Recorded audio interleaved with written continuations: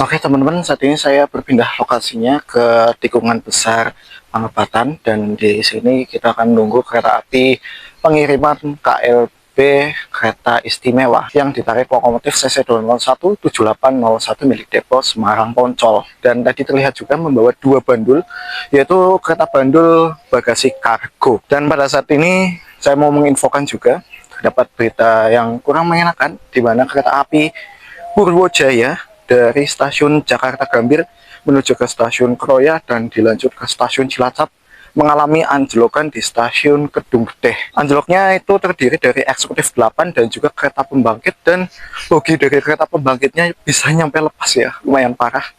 Ya, semoga kereta api Purwojayanya bisa dilakukan evakuasi segera dan kereta api yang mengalami keterlambatan bisa terurai, serta semoga proses evakuasinya berjalan dengan lancar.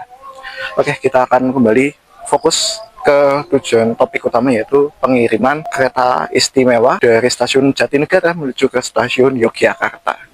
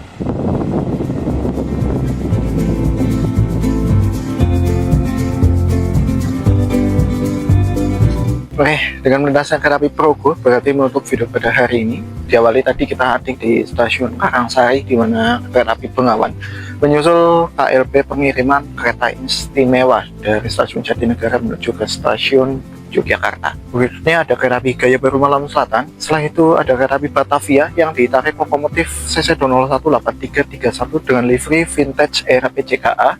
Dan ini menjadi momen spesial ya. Lokomotif hijau menyalip atau menyusul kereta hijau alias kereta istimewa. Setelah itu kita berpindah ke lokasi berikutnya yang ada di Tikungan, Besar, Pangebatan. Dan di sini kita merekam beberapa kereta api seperti kereta api Argo Semeru, kereta api Sawunggalih, kereta api Manahan yang menyusul KLB Kereta Istimewa. Dan di stasiun Progo KLB Kereta Istimewa ini diganti lokomotifnya menjadi CC 203 9805 guna mengantisipasi adanya overheat untuk lokomotif CC 201-nya. Dan hunting ya kita tutup di kereta api Progo. Terima kasih teman-teman yang sudah menyaksikan dari awal hingga akhir. Jangan lupa di like, comment, share, subscribe, dan aktifkan lonceng notifikasinya. Sampai jumpa di video berikutnya. Saya pamit dan bye-bye.